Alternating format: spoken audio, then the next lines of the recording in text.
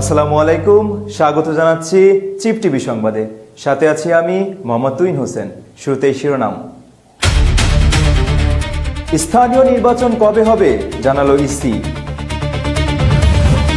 ঈদযাত্রার দ্বিতীয় দিনে ট্রেনের টিকিট বিক্রি শুরু। ওমানে গাড়ির ভেতর থেকে চট্টগ্রামের প্রবাসী 4 ভাইয়ের লাশ উদ্ধার। দুই দেশের প্রতিদ্বন্দ্বী নয়, অংশীদার হওয়া উচিত শি জিনপিং। বিশ্বকাপের আগে জোড়া গোলে বার্তা দিলেন মেসি। মামলা থেকে নাম কাটতে কোটি টাকা চাওয়া হয় সাকিব আল হাসান। এবং ঈদে আসছে অপূর্ব নেহার মায়া পাখি।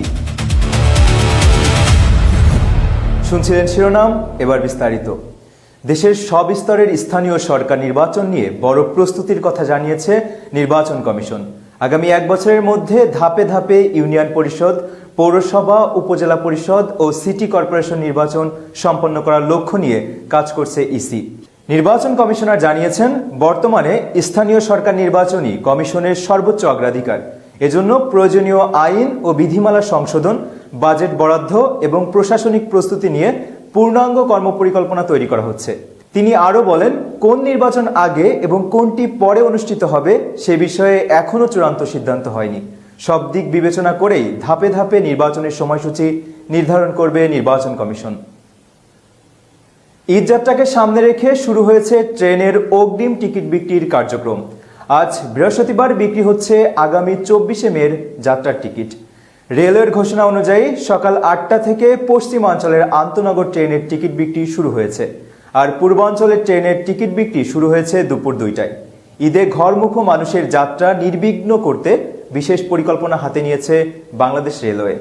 সেই পরিকল্পনার অংশ হিসেবে ধাপে ধাপে 5 দিনের অগ্রিম টিকিট বিক্রি করা হচ্ছে। এর আগে বুধবার বিক্রি হয়েছে 23 মের যাত্রার টিকিট। আগামী 15 মে বিক্রি হবে 25শে মের, 16 মে 26শে মের এবং 17 মে বিক্রি হবে 27 মের যাত্রার টিকিট। ঈদকে কেন্দ্র করে প্রতিবারের মতো এবারও টিকিট পেতে যাত্রীদের মধ্যে ব্যাপক আগ্রহ দেখা গেছে। অনলাইনে টিকিট সংগ্রহে সকাল থেকেই ছিল প্রচুর চাপ। ওমানের মুলাদ্দাহা এলাকায় একটি পার্ক করা গাড়ির ভেতর থেকে চট্টগ্রামের রাঙ্গুনিয়ায় একই পরিবারের 4 ভাইয়ের লাশ উদ্ধার করেছে পুলিশ। বুধবার রাতে এই ঘটনা ঘটে। নিহতরা হলেন মোহাম্মদ রাশেদ, মোহাম্মদ শাহেদ, মোহাম্মদ সিরাজ ও মোহাম্মদ শহীদ। পরিবার ও প্রবাসী বাংলাদেশি সূত্রে জানা যায়, 4 ভাই কেনাকাটার উদ্দেশ্যে গাড়ি নিয়ে বের হন।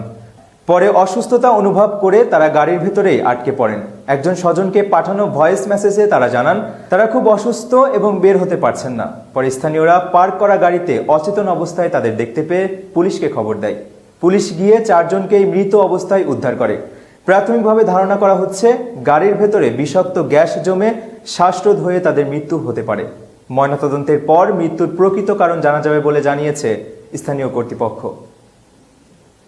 দেশে হামের ভয়াবহ পরিস্থিতির মধ্যেই সামাজিক যোগাযোগ মাধ্যমে ছড়িয়ে পড়ছে একের পর এক ভুয়া মন্তব্য ও বিভ্রান্তিকর ফটোকার্ড। বিভিন্ন রাজনৈতিক ব্যক্তি, চিকিৎসক ও পরিচিতজনদের নামে বানানো বক্তব্য প্রচার করা হচ্ছে, যার বেশিরভাগেরই কোনো সত্যতা পাওয়া যায়নি। ফ্যাক্ট চেকে দেখা গেছে, এসব পোস্টের অনেকগুলোই এসেছে বিভিন্ন সার্কাজম বা স্যাটায়ার ধর্মী ফেসবুক পেজ থেকে। তবে ব্যঙ্গাত্মক পোস্টগুলো বাস্তব মন্তব্য মনে করে অনেকে সামাজিক যোগাযোগ মাধ্যমে ছড়িয়ে দিচ্ছেন। ভুয়া মন্তব্যের তালিকায় রয়েছেন এনসিপি নেতৃবৃন্দ, চিকিৎসক, উপস্থাপক ও ধর্মীয় নেতারাও। সংশ্লিষ্ট ব্যক্তিদের ফেসবুক, গণমাধ্যমে প্রকাশিত বক্তব্য কিংবা নির্ভরযোগ্য কোনো সূত্রে এসব মন্তব্যের সত্যতা পাওয়া যায়নি। বিশেষজ্ঞরা বলছেন, স্বাস্থ্য সংকটের সময়ে এ ধরনের বিভ্রান্তিকর তথ্য জনমনে আতঙ্ক ও বিভ্রান্তি আরও বাড়িয়ে তুলতে পারে। তাই সামাজিক যোগাযোগ মাধ্যমে কোনো তথ্য শেয়ার করার আগে যাচাই করার আহ্বান জানিয়েছেন তারা। চীন যুক্তরাষ্ট্র সম্পর্ক নিয়ে গুরুত্বপূর্ণ বার্তা দিলেন শি জিনপিং। বেইজিংয়ে ট্রাম্পের সঙ্গে বৈঠকে চীনা প্রেসিডেন্ট বলেন, বর্তমানে বিশ্বের অস্থির পরিস্থিতিতে দুই দেশের উচিত প্রতিদ্বন্দ্বিতা নয়, অংশীদার হিসেবে কাজ করা। শি জিনপিং সতর্ক করে বলেন, তাইওয়ান ইস্যু ভুলভাবে পরিচালিত হলে চীন ও যুক্তরাষ্ট্র সরাসরি সংঘর্ষের দিকেও যেতে পারে। একই সঙ্গে তিনি জানান, পারস্পরিক সহযোগিতায় দুই দেশের জন্য লাভজনক, সংঘাত হলে ক্ষতি সবার হবে। অন্যদিকে ট্রাম্পও শি জিনপিংকে মহান নেতা ও বন্ধু বলে উল্লেখ করেন। বৈঠকটি ঘিরে বিশ্বজুড়ে কূটনৈতিক মহলে ব্যাপক আলোচনা চলছে, কারণ বর্তমান বৈশ্বিক অস্থিরতার মধ্যে চীন যুক্তরাষ্ট্র সম্পর্ক কোন দিকে যায় সেটির উপর অনেক কিছুই নির্ভর করছে। গাইবান্ধার মীরের বাগানে শাহ সুলতান গাজীর ঐতিহাসিক মসজিদে মানত পূরণে ঢল নেমেছে হাজারো মানুষের। প্রতি বছরের মতো এবারও বৈশাখ মাসকে কেন্দ্র করে ধর্মীয় অনুভূতি আর লোক ঐতিহ্যের এক অভূতপূর্ব মিলন মেলায় পরিণত হয়েছে পুরো এলাকা। ক্যামেরায় শাহ আলম কিনুর পাঠানো তথ্য ও চিত্রে বিস্তারিত জানাচ্ছেন গাইবান্ধা প্রতিনিধি মোহাম্মদ জাহিদুল ইসলাম।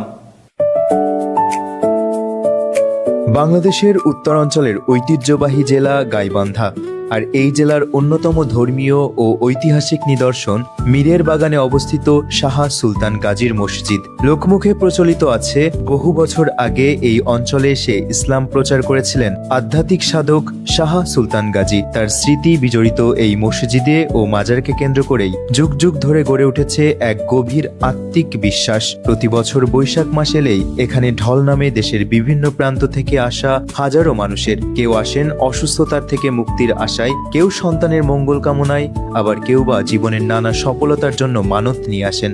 মানত পূরণ শেষে আল্লাহর দরবারে শুকরিয়া জানিয়ে করেন দোয়া মোনাজাত, চলে তবারক ও খাবার বিতরণ। আমার বাচ্চার কিছু পায়ের প্রবলেম, তো এই কারণে আর আগে এসে নিয়ত করে গেছি। এখন আবার খিচুড়ি রান্না করে সবার মাঝে বিলিয়ে দেওয়া। মেয়ের পাওটা একটু ভালো হয়েছে, যার কারণে এখানে আসার উদ্দেশ্য এটাই। এখানে অনেক ভালো, এখানে এর আগে শুনছি অনেকেই আসা যাওয়া করে, যার কারণে সবাই বললো যে এখানে ভালো, যার কারণে আমি হয়েছি। হ্যাঁ, বাচ্চা অনেকটা আল্লাহর রহমত ভালো হয়েছে, যার কারণে খিচুড়ি রান্না করে সবাইকে দিয়ে দেয়।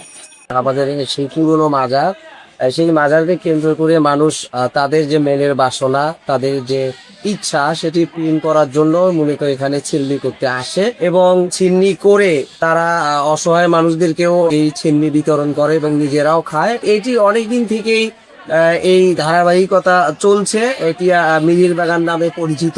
অনেকেই পরিবার পরিজন নিয়ে এসে সারাদিন সময় কাটান এই ধর্মীয় পরিবেশে। এই আয়োজন কেবল ধর্মীয় গণ্ডির মধ্যেই সীমাবদ্ধ থাকে না, এটি রূপ নেয় সামাজিক সম্প্রীতির এক অনন্য উৎসবে। এই সমাগমকে কেন্দ্র করে মাজারের চারপাশের এলাকা জুড়ে বসেছে গ্রামীণ মেলা। হরেক রকমের খাবারের দোকান, খেলনা ও নিত্য প্রয়োজনীয় পণ্যের অস্থায়ী দোকানপাটে এখন পুরো এলাকায় উৎসব মুখর পরিবেশ। শত বছরের পুরনো এই প্রথা উত্তরবঙ্গের লোক ঐতিহ্য ও ধর্মীয় চেতনার এক গভীর মেলবন্ধন। যুগের পর যুগ ধরে মানুষের আস্থা, বিশ্বাস আর সামাজিক বন্ধনের এক অনন্য প্রতীক হিসেবে মাথা উঁচু করে দাঁড়িয়ে আছে শাহ সুলতান গাজীর এই ঐতিহাসিক মসজিদ। দেশের ক্রিকেট ও রাজনীতির অঙ্গনে আবারও আলোচনার কেন্দ্রে সাকিব আল হাসান।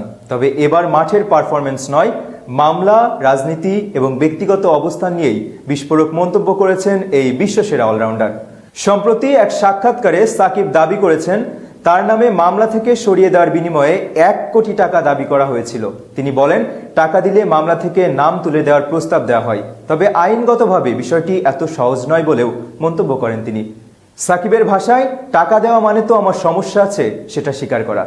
তিনি আরো জানান, শেষ পর্যন্ত পুলিশের তদন্তেই নির্ধারণ হবে তার সম্পৃক্ততা ছিল কিনা। রাজনীতিতে আসা নিয়েও অনুশোচনা নেই বলে জানিয়েছেন সাবেক এই সংসদ সদস্য। তার দাবি, রাজনীতি মানুষের সেবা করার বড় একটি জায়গা। বিশ্বকাপের ঠিক আগে দুর্দান্ত ছন্দে ফিরেছেন আর্জেন্টাইন মহাতারকা লিওনেল মেসি। মেজর লিগ সকারে ইন্টার মায়ামির হয়ে সিনসিনাটির বিপক্ষে 5-3 গোলে জয়ে জোড়া গোল করেছেন তিনি। শুধু গোলই নয়, ম্যাচে মোট 4টি গোলে সরাসরি অবদান রাখেন এই বিশ্বকাপ জয়ী তারকা। টানা 3 ম্যাচে গোল করে মেসি যেন আবারও জানিয়ে দিলেন বড় মঞ্চের জন্য তিনি পুরোপুরি প্রস্তুত। ম্যাচে হ্যাটট্রিকের সুযোগও ছিল তার সামনে, তবে শেষ মুহূর্তের একটি গোল আত্মঘাতী হিসেবে গণনা হয়, সেটি আর পূর্ণ হয়নি। বিশ্বকাপ শুরু হতে আর খুব বেশি সময় বাকি নেই। আগামী 11 জুন যুক্তরাষ্ট্র, মেক্সিকো ও কানাডায় পর্দা উঠছে ফুটবলের সবচেয়ে বড় আসরের। আর তার আগে মেসির এমন দুর্দান্ত ফর্ম নিঃসন্দেহে স্বস্তি দিচ্ছে আর্জেন্টিনা শিবিরকে। বিশ্বকাপের আগে মেসির এই পারফরমেন্স যেন প্রতিপক্ষদের জন্য এক স্পষ্ট বার্তা, এখনো শেষ হয়ে যাননি ফুটবলের এই জাদুকর। আসন্ন ঈদুল আজহায় দর্শকদের জন্য নতুন চমক নিয়ে আসছেন নির্মাতা জাকারিয়া শৌখিন। জনপ্রিয় অভিনেতা ও অভিনেত্রী নিহাকে নিয়ে নির্মাণ করেছেন আবেগঘন নাটক মায়া পাখি। মন্দুয়ারি ও মেঘবালিকার সফল টিম এবার ফিরছে এক নতুন গল্প নিয়ে। নাটকে দেখা যাবে মায়া নামের এক সাধারণ মেয়েকে, যার সরলতা ও ব্যক্তিত্ব আকৃষ্ট করে সাদাতকে। তবে সময়ের সঙ্গে তাদের সম্পর্কে জড়িয়ে পড়ে নানা আবেগ ও টানাপোড়েন। নির্মাতা জাকারিয়া শৌখিন জানিয়েছেন, দর্শকদের জন্য ভিন্নধর্মী আবেগের গল্প তুলে ধরা হবে, যা শেষ পর্যন্ত গভীর ছাপ ফেলবে।